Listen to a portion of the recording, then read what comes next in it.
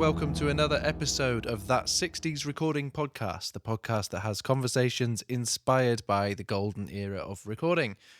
I'm bang up to date with this intro, which isn't usually the case. I usually record them a bit in advance because I'm just that organised. But this time I am recording this on Monday the 20th, and it is coming up to 7 o'clock. And I've just been so busy that I haven't managed to keep up. But anyway, nice for you to know that if you're listening to this on Tuesday morning, that I was literally recording this like 12 hours ago. So there we go. I would like to start by saying before this episode, thank you and welcome to all the new listeners we've got. Listener numbers have increased quite significantly over the past couple of months. So hello to everybody who's new and delving into the sort of back catalogue.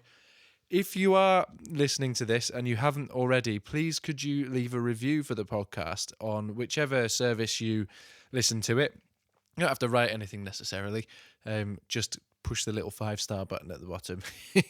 You can see I'm winking. You can't see because it's a podcast. But if you fancied writing a review, that'd be great. Just sort of helps with I don't really know, CEO, whatever that is, sort of just letting people know that this podcast exists, basically. So thank you. And also, if you are new to this and you don't know much about me, not that it's about me at all, but you can go to the website, my website, which is allyouneedisdrums.com. I've got loads of stuff about Beatles and all sorts of things up there. You can find out about my studio and the remote sessions that I do. Right, I'll stop waffling for you. This week I am chatting... really excited to be chatting to a legendary drummer. We have a bit of a drum-heavy-ish couple of episodes coming up, I'm afraid. But it's Clem Cattini, who is kind of the same ilk as Bobby Graham, where we did the episode on Bobby Graham. Bobby and Clem were playing on records at the same time. And whilst Bobby was a bit of a jazz player, Clem was very much a pop player. And honestly, he's one of the most humble guys I've ever spoken to, and I really enjoyed picking his brains. I've been aware of Clem's career for a long, long time, and I've read a lot of interviews with him and a lot about him. So I was really pleased to get the chance to speak to him myself and ask him some of the non-sort of drum questions that he always gets asked. You know, I want to know a bit more of the nitty-gritty about his day-to-day working life as a sort of session player in the 60s on Denmark Street in London. This was a really exciting interview for me, and I hope that you guys enjoy it. So we'll get straight into it. Here we go. Clem Cattini.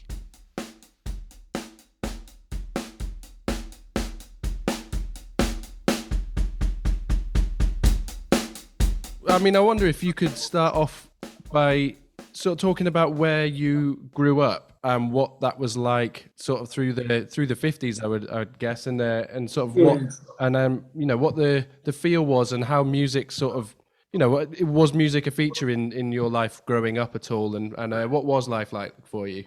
Well, I mean, I was evacuated when I was 3 years old, obviously during the war, and I couldn't speak a word of English because my dad was Italian and they spoke to me in Italian. And I lived in Stoke Newington. I was born in Stoke Newington, I should say, and lived in Haringey.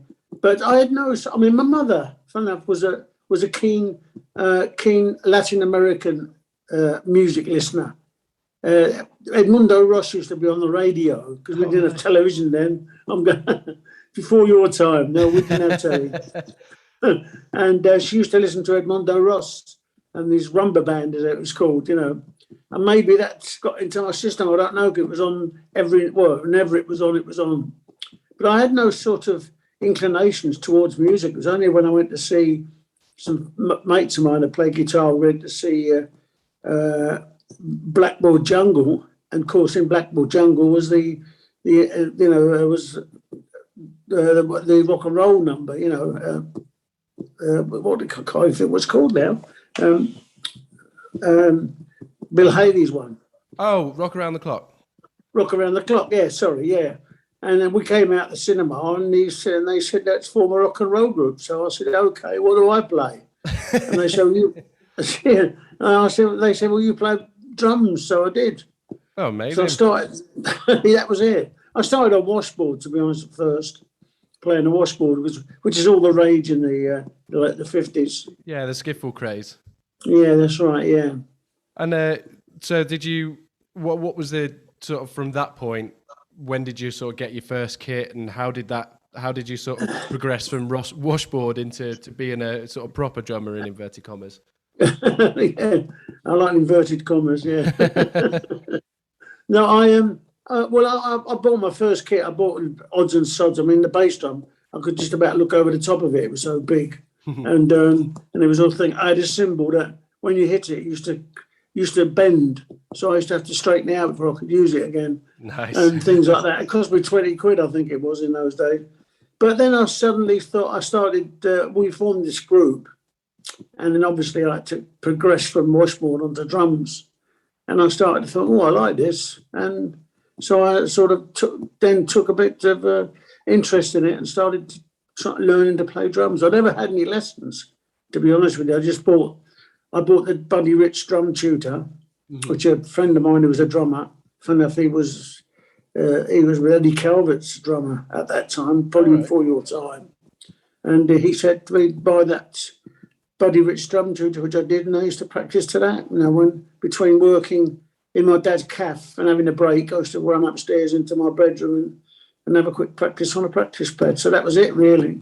So where were you? Was this this friend of yours? Was he sort of where you were seeing drums being played? Like how did you? You obviously weren't seeing it on the TV. So where were you? No, I went. Fun enough, the two guys that were guitar players that sort of got me onto it. They had a little jazz group, like a little 5-piece, and I used to go and watch them on a sort of when I had a day off from my cafe, my dad's cafe. Let's go and watch them playing, So that's really started. And the drummer, a guy called Bruno Demarini, he said, "Yeah, I'll come and have a go."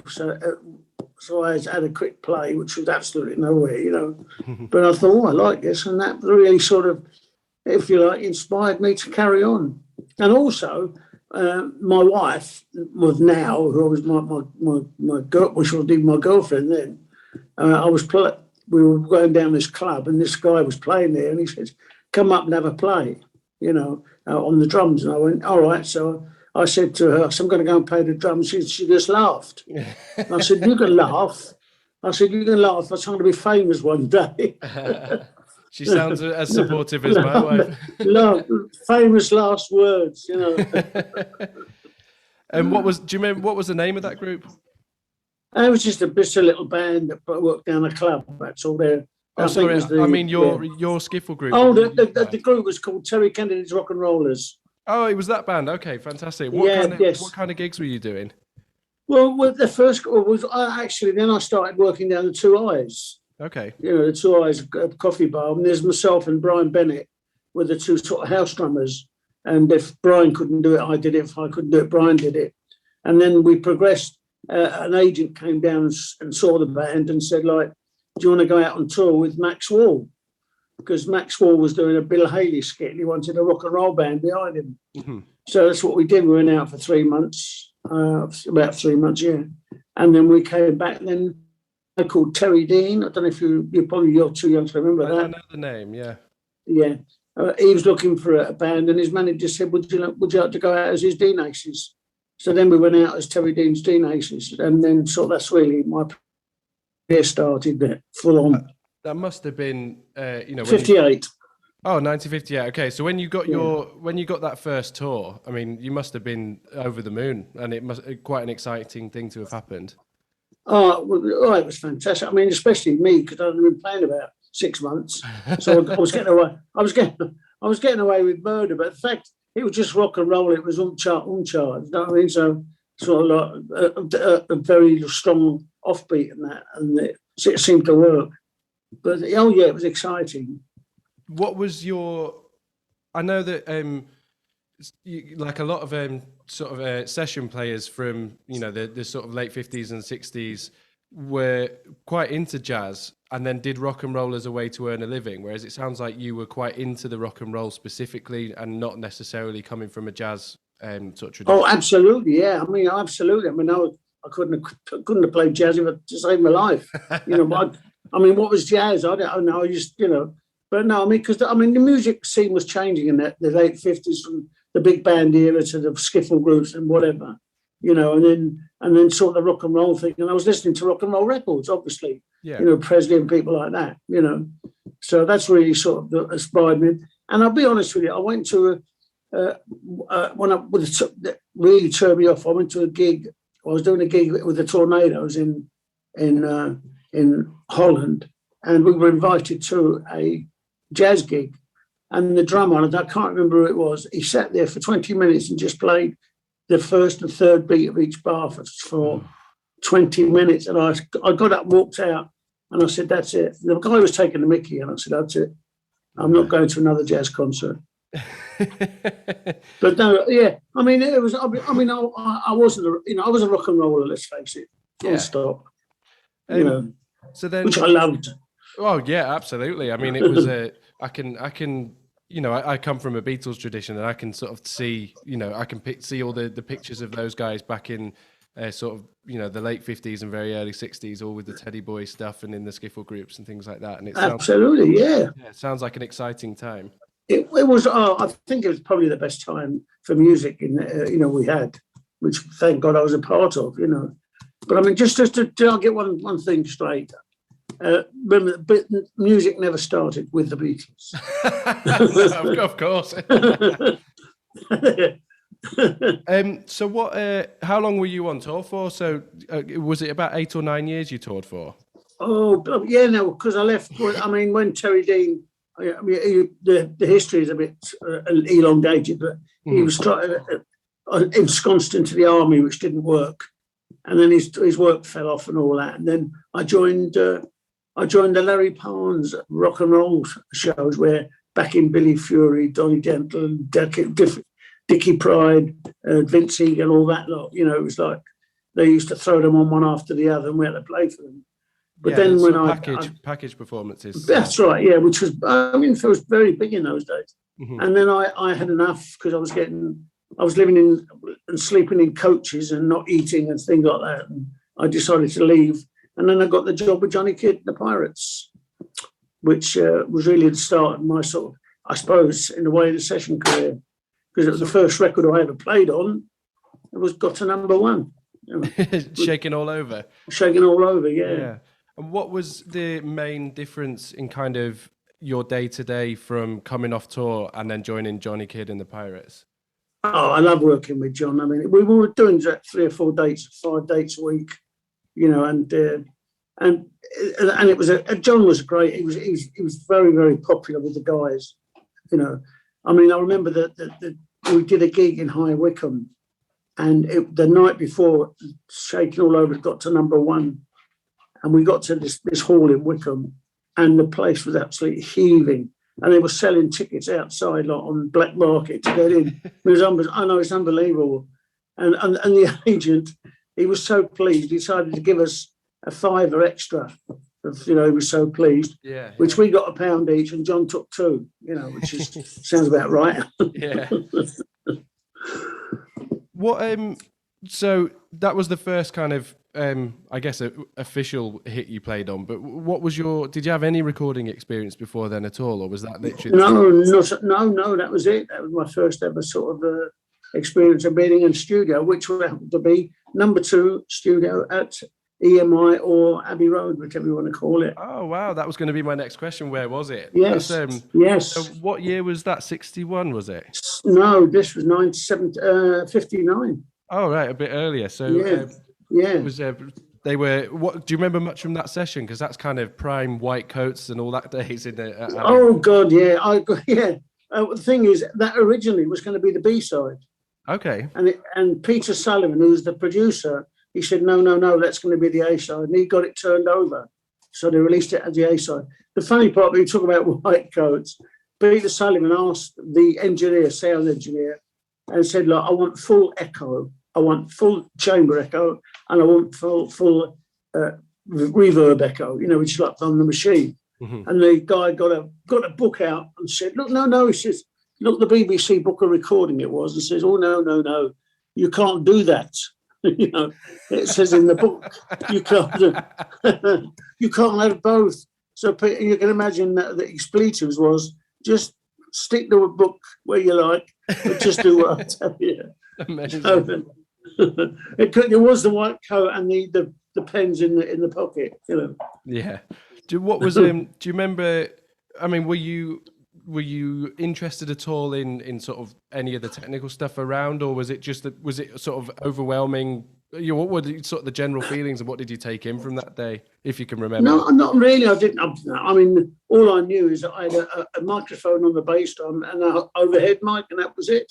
Mm-hmm. Just two mics. Not like, you know, my sort of later career as a session man. You had the microphone sticking out of everywhere, you know. Yeah. But that was how we recorded, you know. But no, I wasn't really technical in that respect. No. And were you? This is just a bit of a nerdy question for me, but do you remember this? I mean, that room, Studio 2, is a pretty sort of well-known room. Most people can picture that. Absolutely, yeah. Do you remember whereabouts in the room you were placed, or? Yeah, I was in the centre of the room. Okay. I was in the centre of the room and surrounded by screens. Yep. And I say one mic over the top and one mic on the bass drum, and that was it. Fantastic. Yeah. You must have. I mean, sorry, go on. No, go. Sorry. I was going to say, you must have been pinching yourself. You know, first recording experience. I know that Abbey Road or EMI didn't have the, you know, won't have had any of the sort of Beatles connotations as it does now. But no, of course it's still not, an impressive space to be in, and then to get a #1 hit off that first session is unbelievable. Yeah, I mean, and the thing is, I was more interested that I was getting paid £5.15 shillings. You know, that was. So I thought, God, this is easy. This come in the studio, do a couple of numbers, and get £5.15 shillings. I thought it was tremendous, you know. So that really was more in my thoughts than anything, I suppose. Did you have any inkling that might be what you were going to continue doing? What was your thoughts at that time about sort of careers? Not really, because I mean, when I left John, which I didn't want to, but we got an offer from this guy called Colin Hicks in Italy, who was a massive star in Italy. He wanted us, the Pirates, as his band, and I didn't want to go. And it was that, you know, thing. If we don't all go, none of us can go a bit. And I put the pressure on me a little bit. So we went, which was a big threat. And it was through that I came back to England after like 3 months, and that's when I joined Joe Meek. But I never ever thought, I've got to be honest, I never, you know, everything job I did used to think it was my last one. You know what I mean? Yeah. You know, what was going to happen next, especially when I left the Tornadoes. Anyway, I'm curious. So before we sort of get to sort of the more recording things and talk about Joe Meek and things like that, there's a quote that I read in an interview that you gave with Mike Dolbear about I'm just going to read it back to you.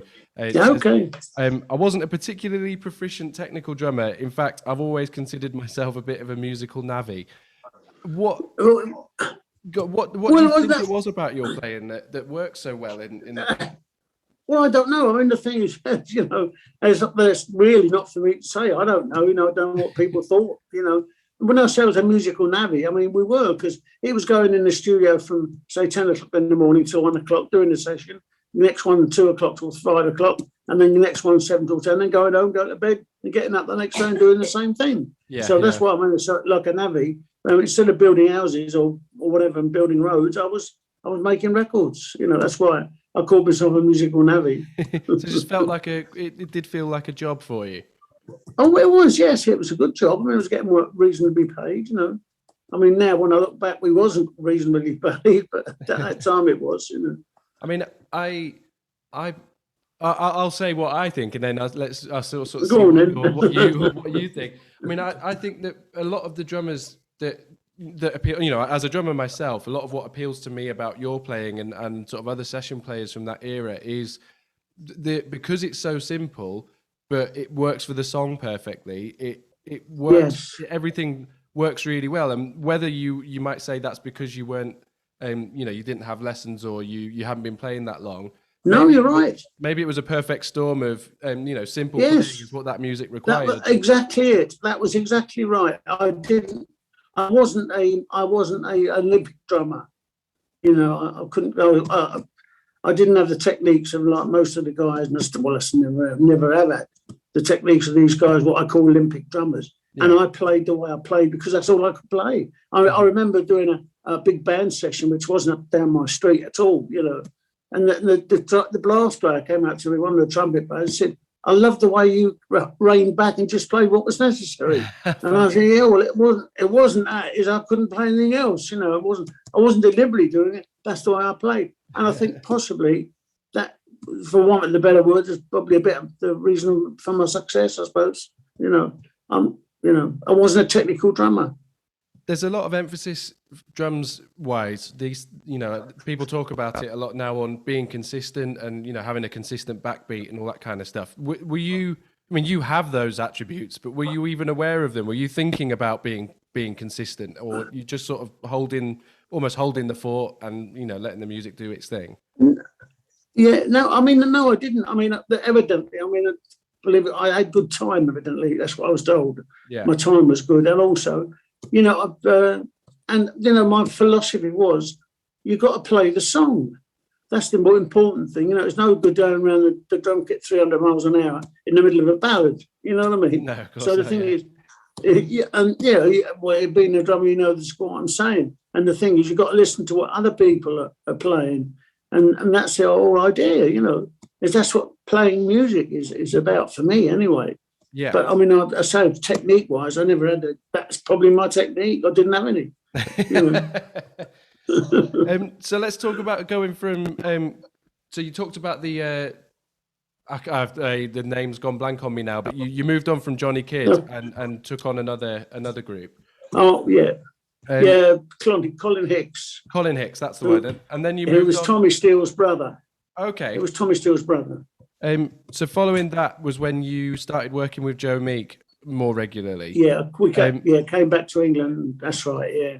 And Alan Caddy, the guitar player, he saw an advert in the paper for guitar player wanted for a session band, because the Outlaws were Joe's session group, yes, and they were going on tour. So Joe was going to get another group together, and Alan phoned me up and said, "You fancy coming with me? You know, just because give me a bit of moral support." And it was on a Saturday, and the fact that Arsenal were playing away, I thought, okay. So I went with him to the thing, and he said to Joe, "Do you mind if my mate plays drums or I play a couple of numbers?" And Joe said, "Yes." At the end of it, Joe said, "I like you playing, Alan. Very nice playing. You've got the job. What about your mate? Does he want a job?" And that was me. So that was how it all started. So if Spurs had been playing at home, nothing might have happened. Yeah, they were. Spurs were playing at home, thank God. That's No, I'm saying home. If Arsenal had been playing at home, I wouldn't have gone. Oh, Arsenal, sorry. I thought you said Spurs. I've offended you massively now. No, sorry. That's it. I'm going to turn off now. Oh, dear. No. So that seems crazy, having to almost audition for a recording session band. Yeah. What do you remember? What song you played, and where was the audition? It was his studio in Holloway Road. Mm-hmm. You know, and I met Alan there because he lived over West London, and I lived over North London. We met at the studio. I mean, we're studio. What have we come to? It was a bedroom, you know, sort of like, with a drum kit set in the corner in the fireplace, you know. So, but no, it was. I can't remember. I think it was probably a Johnny Kidd number because like when we worked together with Johnny Kidd, you know. Yeah. And obviously, Joe was impressed with Alan, and I think he was desperate to find a drummer, and I was there, so that was it. So what was your first session? From there, what was kind of next after that audition? Yeah, we did we did Wildwind for John Layton, and we did a load of stuff for Don Charles, mm-hmm, and we played track after track after track. You know, I thought we don't even know what we played on, to be honest. You know, it was incredible, Joe. I mean, in fact, they're bringing out some Cherry Red records. Are bringing out some unheard tapes of stuff recorded at Joe Meek's. Oh, the T-chest tapes, yeah. T-chest, that's it, the famous ones, yeah. And there's stuff in there that, I mean, probably I've never even heard since we recorded it, you know. Wow. What was, I I'm really interested in sort of the sort of mundane day-to-day bit of it all. I mean, carry on, you it's sort of okay. turned up to a session, what happened? I mean, did you have any idea what you were doing that day? Did someone play a Not a song for you clue. on a guitar, or how did it all work? No, not with Joe. He would go along. I mean, the thing Telstar, when we got Telstar, he sang over this track, which had nothing to do with the song whatsoever, which we had to decipher. It's quite a famous piece of tape now that people seem to be going around. That Joe singing over this track was, the chords were nothing to do with the song, which we had to decipher. But we used to just go in and Joe would say, like, do this or this is what, and then the guy'd come in with a song, like a songwriter, or play something. We'd follow it. We never, no music involved because I couldn't read a note anyway. So yeah. But I mean, it was different. Obviously, it was a different story when I started doing sessions as a professional, if you know what I mean. Mm-hmm. So you still, this almost felt kind of, amateur is the wrong word, but almost not sort of in proper studios, if you like. No, I think it was done on like the thing they did in Nashville. All got together, a bunch of guys together, and played together, and something come out of it. Yeah, that's mainly. I think it was the same thing with Joe up Joe's studio. Because I used to get there at 10 o'clock. We used to sit there and go and have dinner and come back and do some more, and then go home at 6 o'clock or things like that. Sort of never got paid mine, but that was another story. I know, and a lot of people know a lot about Joe Meek, and I'm not looking for sort of scandal, but what was he like generally to work with, sort of musically specifically? Oh, I mean, I've always said this. Joe was sound-wise was an absolute genius. Yeah. I mean, even to this day, when I listen to Telstar, which I don't often, but when I do, when I think back of the equipment that he got that off was when it was so, there was 2 little tape recorders. It wasn't even sort of 4-track or 16-track. It was just two-track tape recorders. Yeah. Bouncing from one to the other. And. That's weird, but musically, he was a bit of a moron. He hadn't got a clue. Didn't know the difference between a crotchet and a hatchet, as they say in Ghost. So, but he kind of knew what he wanted sound-wise. Oh, absolutely. Yeah. Did he dictate? I mean, not sort of dictate in a strict sense of the word, but did he sort of let you know what he wanted drum-wise, or did you have a bit of free reign? A bit. He'd suggest things, or he'd say to me, "What do you suggest?" I mean, the rhythm on Telstar was my idea because it was a moving thing, and but basically it was like it was a disco rhythm when you look back at it. Yeah. And it was, and the key change was my idea, like a carry on moving thing. But then, I mean, the other ideas was, sound wise, we just left it to him. I mean, if you'd heard the original thing when we finished the tape, it was nothing like Telstar was finished. It was incredible. Yeah. That's where Joe was a genius, What you were essentially turning up for sessions, and then kind of you didn't know whether it was going to be a hit, and presumably a lot of it was, a lot of it got lost in those tapes. And some of it just came out, and you sort of didn't really know what you were playing on. It was just. Sort of that's exactly. I mean, it was just we just went in there, and he had. I mean, I remember that when he's got this tape of the Beatles that he was sent by, and he said absolute rubbish, and threw it in the bin.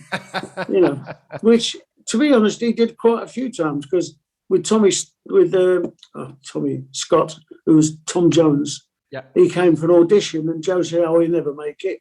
He threw his tapes into the bin, and also the case of when the guy, the Joe Meek of America, what was his name?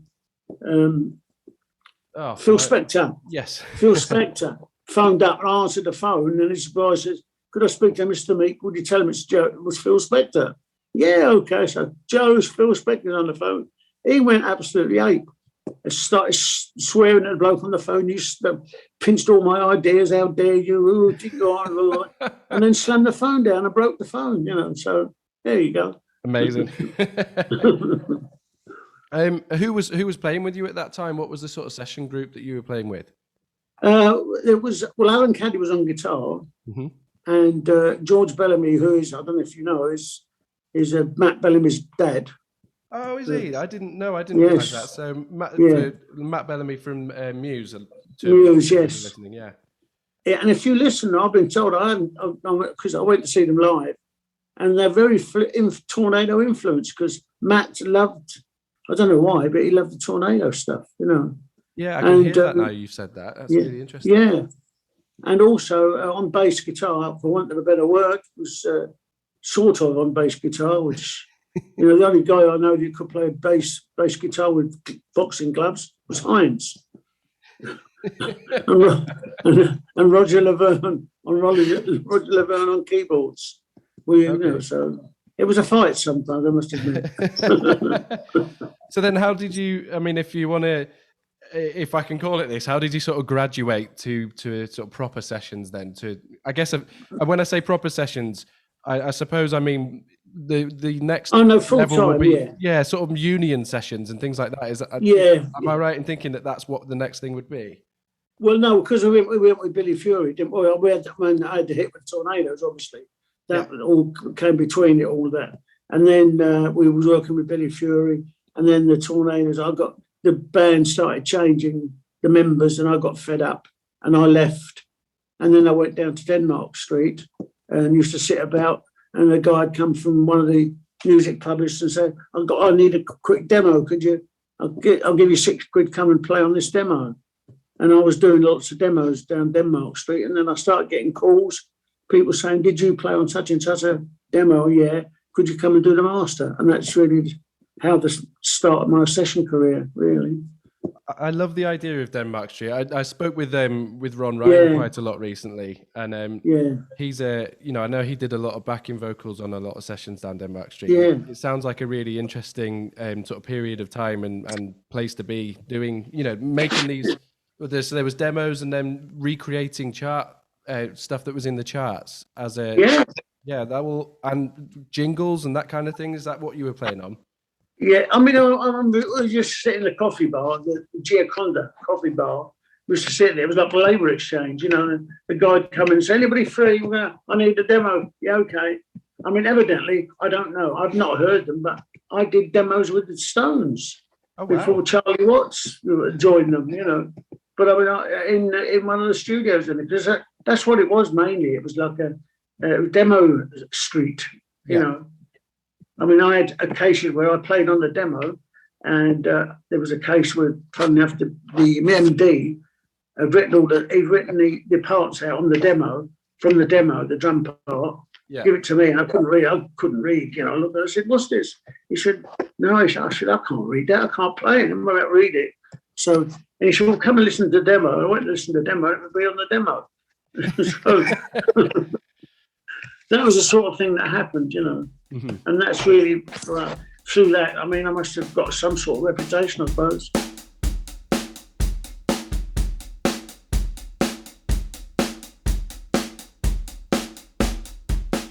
And there we have it, part one of my conversation with Clem Cattini. Hope you enjoyed that. I wondered whether or not to have a week off next week, but Christmas falls this weekend, and it will be the 28th next week. I know that people will listen to these podcasts when you're working and all sorts of stuff, and I just thought, you know what, I'm just going to release an episode anyway, so there will be one next week, despite it being Christmas. But I hope that you guys all have an absolutely wonderful Christmas time. Do you see what I did there? And yeah, have a great time. Don't drink too much, or drink as much as you want. Don't listen to me. I'm going to drink as much as I want. Have a really great time, and I will speak to you next week. Yes, there we go with the second part of my conversation with Clem Cattini. That just leaves me to say a huge thank you to Joe Kane for the intro and outro music for this podcast. You'll also have noticed that I updated the artwork recently, and that is a chap called Adam Mallet who redesigned my website as well. So it was part of a whole sort of brand overhaul, if you like. I hate thinking of myself as a brand. But I'm told that you have to in these day and age. So you'll notice that everything has had a bit of a revamp, and Adam Mallet is responsible for that. He's done some very cool stuff, including tour artwork for Carole King, Reeves and Mortimer, and a whole host of other amazing stuff. He's also working with me on the artwork for the Ron Ryan project that I have talked endlessly about, which is coming together, and I will speak about that soon. Very, very, very excited about that. Anyway, I could talk to you forever because it's been quite a while since I've recorded one of these intros and outros. So yes, anyway, have a fantastic Christmas. I will speak to you next week, and goodbye.